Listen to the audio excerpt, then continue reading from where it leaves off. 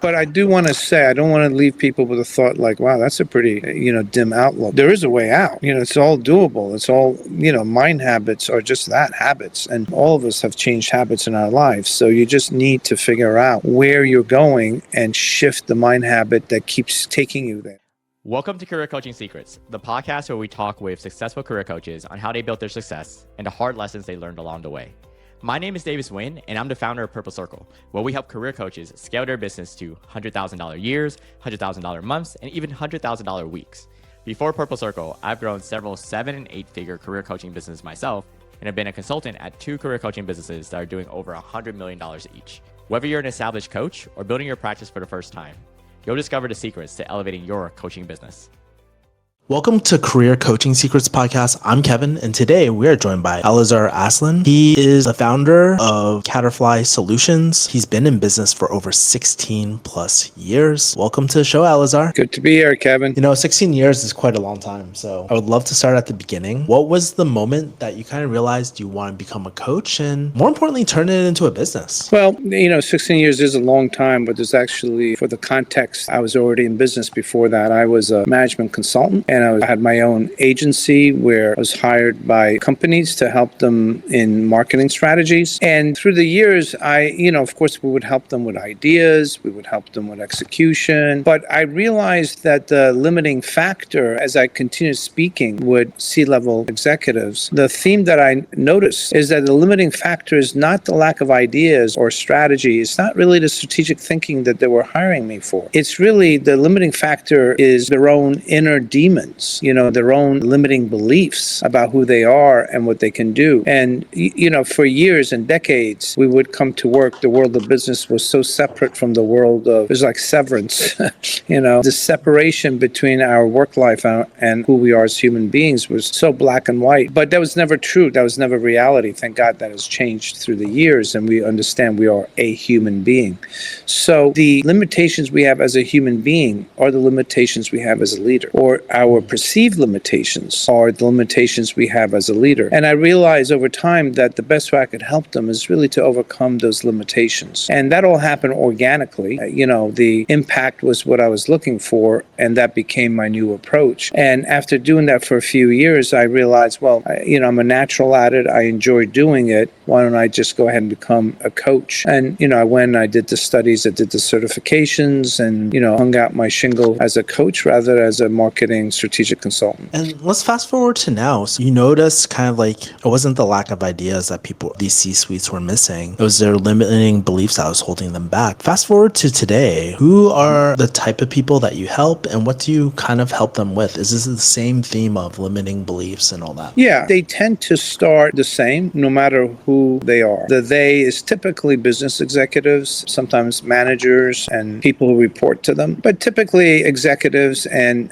C-level. I also, because my business has gone through referrals, I'll have a client who works at a company, and then he or she leaves and does something else, and they'll hire me more as a life coach than executive coach. So I do work with people inside and outside of business world. I also work with creative sorts, writers, musicians, performers, anybody who's looking to have a shift in their life and they don't seem able to get there easily. So it has a pretty broad range, but I define it more by need than by type. I see. And your question is, what do they come to me for? Typically, it's a particular issue. I'm in between jobs and I need support, or I have a very aggressive boss and I get anxiety when I come to work, or I'm having trouble at home with my children. So there's a very particular objective that brings them. But the work, of course, as you mentioned, Kevin, it is about their limiting beliefs. So that's just a manifestation of a cause that sits under it. That's just a symptom of the problem. So once we start with the symptom, we kind of find our way to the cause and start working on that. You mentioned two things. You mentioned sometimes you kind of life coach and sometimes you provide executive coaching. So what's the differentiation through your perspective? So again, on the surface, it feels different. It's like a chocolate versus vanilla ice cream. Below the flavor, it is still ice cream, right? As we discussed, it's human needs, human confusion, human suffering that shows up in whatever role you're doing, a leader, a mother, a father, a student. So the issue that is addressed over time is this idea that my self-perception is a little off kilter. And therefore, my way of relating to the world is not that smooth. There's a lot of friction in my life. There's just friction. Things I want don't come easily. Things I have are taken away. People around me don't seem to really understand me, treat me appropriately. My experience is that of suffering. The manifestation of the symptom is where we start, but dealing with the core issues, the suffering, is where we go. Yeah, seems like it all ends up with the deeper inner work. I've since wrote a book with my colleague called Boundless Leadership. And the premise of that is, there's the mind, heart, and body of the human. And, our whole experience with the world is through these three channels. And they're obviously interrelated, even though we treat them as three separate disciplines. As our mind, heart, and body gets optimized, our relationship and our experience with the outer world becomes optimized. So we kind of break it down into its pieces and components. But the end result is that my felt sense of who I am in my skin, my ability to achieve the thoughts that are in my mind, my ability to have ease rather than stress and anxiety, that's what is the result. And I'm kind of curious. Let's talk about the marketing for a second, because especially with like the deep inner work stuff, sometimes it's like really hard to market. And so what kind of marketing are you doing? How do people typically find out about you? You mentioned referrals, and I have a feeling that's a big part. Fortunately or unfortunately, that is the only part. I built my business from a standpoint of, follow your bliss, right? I enjoy helping people understand and move around their inner furniture so they can be more comfortable in inner rooms. And because I enjoy it, I do it in whatever way it shows up. So I coach, I teach, I write, I develop programs. They're all designed for different ways to help people. And because of that, because I just keep moving forward through passion, the business has grown. I really have not done any marketing. I have some minimal presence on LinkedIn and what have you, but there is no active effort to really conferences. I'll do conferences. I'll speak at conferences because I enjoy the topic. I'll attend conferences because I want to grow, but I'm not moving based on where do I go to now. That's just not who I am. So I have a lot of joy in what I do, and I think that has kind of allowed the business to flourish. But yeah, it's about referrals. Referrals from person to person, of course, but also, people are in different stages of their lives. Most of my non-business clients are clients whom I knew when they were in business, when they were a business client, but now they contact me for another issue or another time. I see. What are kind of like pros and some of the positives and negatives of running pretty much a solely referral-only business, coaching business, through your perspective? Yeah, in my coaching, one of the areas I focus on with any client is really purifying and refining your intentions. So, the answer to your question, Kevin, has a lot to do with the intention of the coach. I want to build a massive business. If that's your intention, referrals is not going to do the trick. I want to pursue my passion. Then referrals might be sufficient. It may not be sufficient. It really has to do with who you are. I want to do what I enjoy and trust that the universe will take care of the rest. And that's, for me, has proven to be good. My definition of success is passion, being alive, having a balanced life. If somebody's intention for their professional career is different and their definition of success is different, scale, growth, fast, well, referrals are just not going to be enough. So you have to start off with the intention. For me, there's alignment, and referrals is sufficient. I see. One of the other questions I have is like, okay, so let's say you get referred someone who wants to do your coaching. Let's say you have a coaching engagement. What do your different coaching modalities look like? Is it mostly one-on-one? Do you do organizational trainings? I'm very curious. The core is one-on-one. I do teach as well, and I have programs and workshops that I lead, to the public, if you will. So if an organization says, I need to have a group of my employees think a certain way, move in a certain direction, shift in it culturally, well, I have workshops that I can customize for their needs. But the core, I'd say 75% is one-on-one and 20% is workshops and 10% is group coaching. And also, like, I would love your insight on this because you've been in the industry a lot longer than a lot of people listening to this. I want to ask your thoughts about pricing strategy, because this is where a lot of coaches struggle the most. And obviously, you don't have to give any hard numbers, but how do you typically think about when it comes to structuring your pricing? Is it hourly, project-based, retainer, value-based, subscription? There's so many different models, but which ones have you kind of gravitated to? No, mine, it depends depends on the audience. If you break my target audience into two groups, organizations and individuals, I have two different models. For organizations, it's a monthly retainer that includes obviously hourly meetings as well as in-between meetings activities. And that is pretty much the standard. There isn't a lot of variation to that when I'm working with an organization for one-on-one coaching. Of course, if they want group coaching and workshops and, they're on a per project basis. Those are on a per project basis. On an individual level, though, there is more of a variance. There is an hourly fee, or per session fee. There is a group fee. Anybody who wants to come and do coaching with me, the first thing that has to be clear, nothing's really going to happen in less than 6 sessions. Typically what happens is in your first 3 sessions, you're going to love me. And then after that, you're going to kind of come down to normal base. Everybody's so hopeful that they found somebody who's going to make their life so much easier. So, as long as you're legitimate, they're going to love you. But then reality sets in. The honeymoon's over. So you need that 6-week period to kind of say, this is who this person is. This is what our relationship might look like. I get it. So I sell packages, 6 sessions that are priced obviously less than a single session. And then I offer larger programs. I just stopped at 6 and then people started asking for what if I do 12 and what. So I think my largest program is 21 sessions. They purchased 21 sessions from them. But this was frankly all driven by the customers, by the clients, wanting a longer and longer period of commitment on their part and my part, so they get discount for that. It's interesting that you have an hourly fee. Have you ever considered just like getting rid of all of it together? Or if you haven't, I'm kind of curious about the advantages of an hourly fee. It's not really an hourly fee. I mean, it's a session fee. Oh, the it's a single session.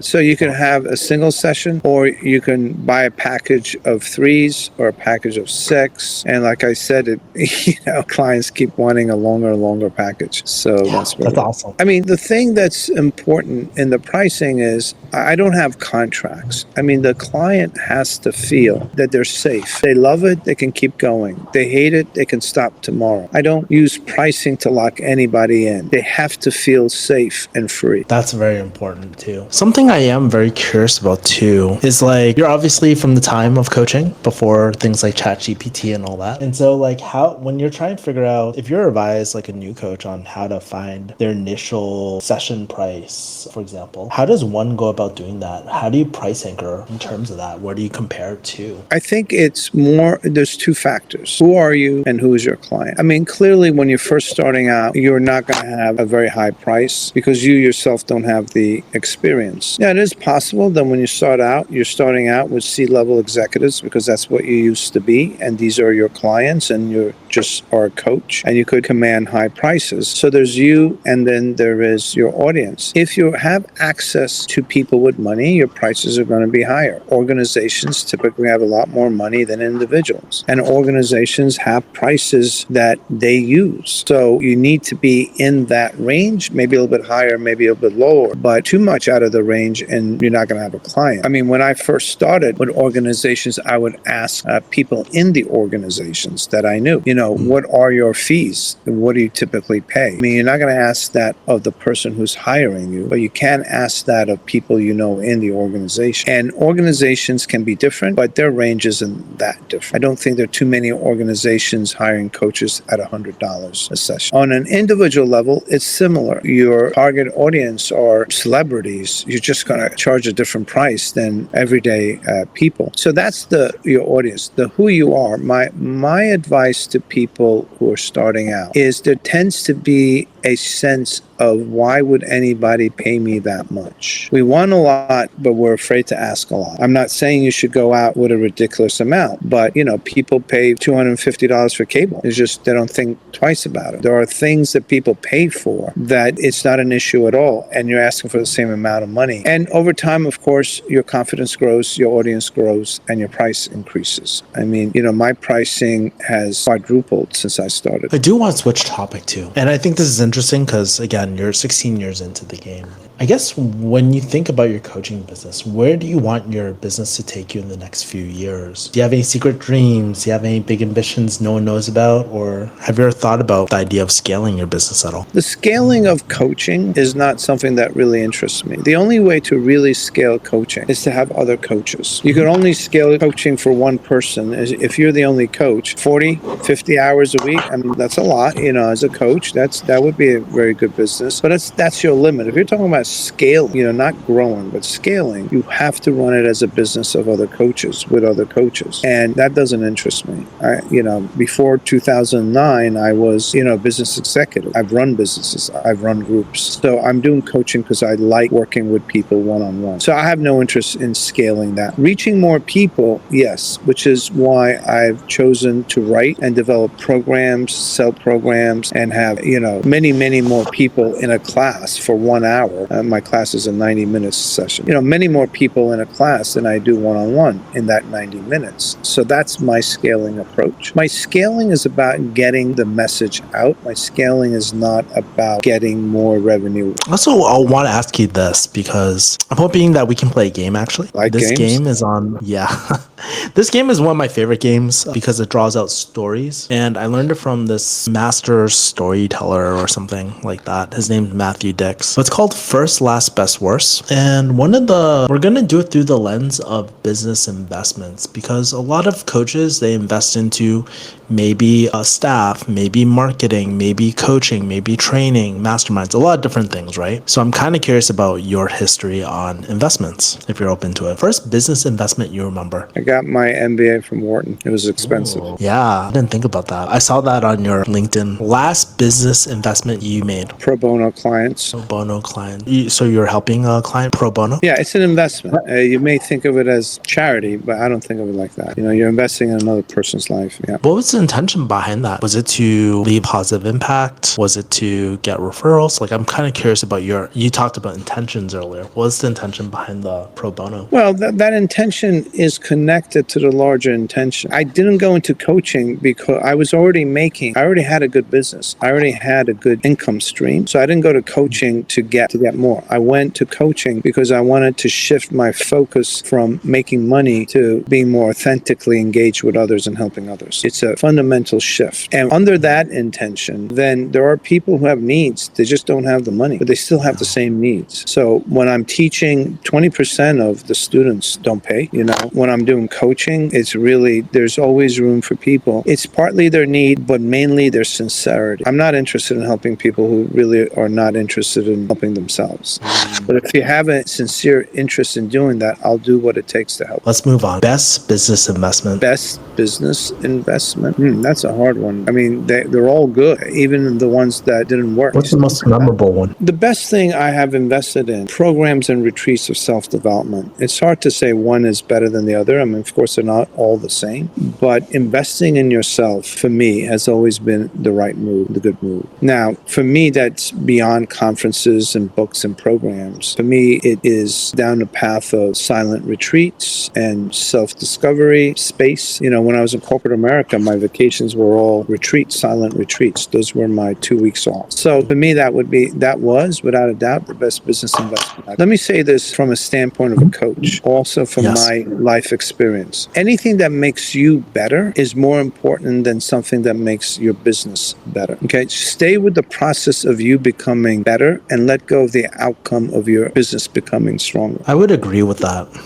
Because what I've noticed with myself or my friends' businesses is that we have the reticular activating system, and from those limiting beliefs, if we believe that we're a failing business or we believe we have these negative self-perceptions of ourselves, confirmation bias is one hell of a bitch, and we'll self-sabotage our own success and all that. And if you add to that, Kevin, the negativity bias, those are the top two biases we live under: negativity bias and confirmation bias. Well, if you have a thought and it's going to lean towards the negative, and you're going to spend a lot of time proving that you're right. That's a limiting way to build your business. So rather than buying software programs or hiring, coaches to do marketing for you, you're going to have to overcome that belief first. And especially, the way that society is in a lot of corporate America, and even my previous profession, I used to be a drug dealer. I used to be a pharmacist. And so we're always looking for things to go wrong. We're literally risk prevention, right? Like we're preventing the most catastrophic moments, right? What I find is in a lot of professional fields that you're almost rewarded for that negativity bias sometimes. Yeah. Well, it's interesting you say that. And it's interesting you use that word reward, because your brain is designed through history of man. It's designed to focus on survival. Otherwise, our species wouldn't make it. Survival is based on identifying all the things that can go wrong before they go wrong. Well, then you add that to many of our parental conditioning of fear. So we're really set for watching vigilantly all the things that are negative, and we start having those views about who we are, not even what can happen, but who we actually are. Tends to be more on the negative. We could fake it with attitude, but that won't do the trick for long.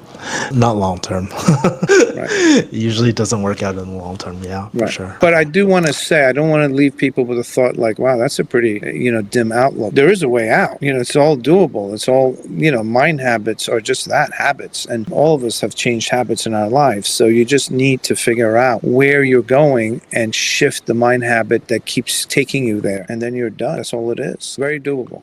Yeah, very doable, especially with coaching. And I think that's why it's so important, because as a pharmacist too, there's the saying, you can't read the label from inside the bottle. And it's very, very true, especially with coaching. Okay. The last one is worst business investment that you kind of wish you got your money back from. Probably say Wharton. I know that's very unusual to hear. I think the name Wharton has probably helped me through the years, but the actual what did you learn, not for, day-to-day life, really. It's a stepping stone. I get it. But the actual knowledge, and talk about self-knowledge, self-development, zero. It's not what it's about. My last question for you. What are some challenges and bottlenecks that you're noticing in your coaching business right now that maybe most people wouldn't expect? And like you mentioned, Kevin, 16 years is a long time. So a lot of those challenges have been smoothed over. If we answer the question, what have been some of the challenges, some of the major challenges in coaching for me is no matter how hard I would try in the beginning, it was just a cognitive understanding of holding the client's agenda. I would know to hold the client's agenda. And of course, I would focus on the client's needs and agenda. But there was always a part of me that wanted it to be different. There was a part of me that wanted the client to move faster, to get it sooner, to do their homework more often.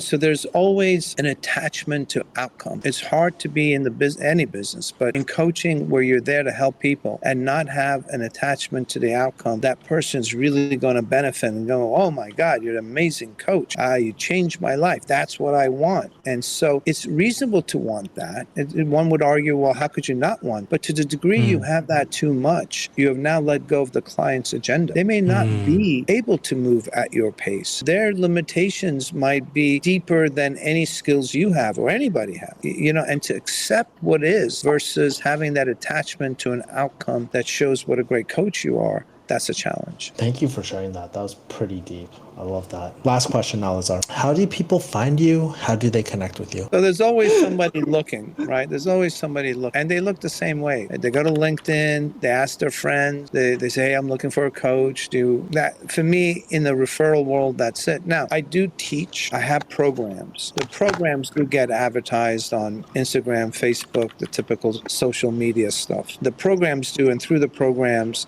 the students obviously get to know me as a teacher, and many of them decide to work with me on an individual basis. So I do advertise those in social media. This came to mind just now as I was looking through your LinkedIn. Can you explain the meaning behind Caterfly Solutions? Our goal, our intent is to turn caterpillars into butterflies. Many of us do feel on a daily basis we're caterpillars, slugging through, moving through, just, getting things done. But we truly are butterflies. And there's a process to go from one to the other. And that's what we do. Cool. Well, thank you for coming on to the podcast. Thank you for all the knowledge that you dropped on us today. Sure. And I really appreciate pleasure. You coming. I forgot to say one other way that people find me is my book, Boundless Leadership. I have gotten many contacts from people and say, hey, I read your book, blah, blah, blah, blah, blah. So that's another one. Both for people who are looking, how do I get my name out? And also people to understand if anything I said has any interest, broken down in more depth in Boundless Leadership. For those are wondering what Boundless Leadership is all about, what's kind of like one or two liner why someone should read it or when someone would read this book? The concept is kind of like, rather than having your future be a trajectory of your past, the idea is to have your future be a trajectory based on your potential. That's the basic concept. How do we do that? Is we look at the three disciplines of mind, heart, and body, and we look at what are the main challenges in optimizing. What is it that really keeps your mind from being the best it can be? Which the answer is self-awareness. What is it that can keep your heart from being the most authentic and engaged? The answer is compassion. And what is it that keeps your body in the state of stress and depleted energy? And the answer is fearlessness. So we then take these three concepts and show you a step-by-step path, actually, to build towards self-awareness, to build towards compassion. And we have the science of why it works and case studies like, hey, compassion isn't about being soft. It's actually very hard. Could you imagine holding your heart open to somebody who's hurt you? That's not soft. That's not, simple work. It walks you through it so that you actually can be the best you. Thank you for sharing that. Cool. Sure. That's it for this episode of Career Coaching Secrets. If you enjoyed this conversation, you can subscribe on YouTube, Spotify, Apple Podcasts, or wherever you're listening to this episode to catch future episodes.